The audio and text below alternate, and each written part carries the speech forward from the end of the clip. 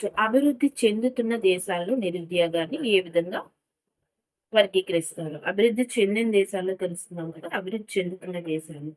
వ్యవస్థాపరమైన నిరుద్యోగం, నెక్స్ట్ ప్రచండ నిరుద్యోగం, నెక్స్ట్ అల్ప ఉద్యోగిత, వృత్తి సంబంధిత నిరుద్యోగిత, విద్యావంతుల్లో ఏర్పడిన నిరుద్యోగిత. వీటి గురించి ఇప్పుడు తెలుసుకుందాం.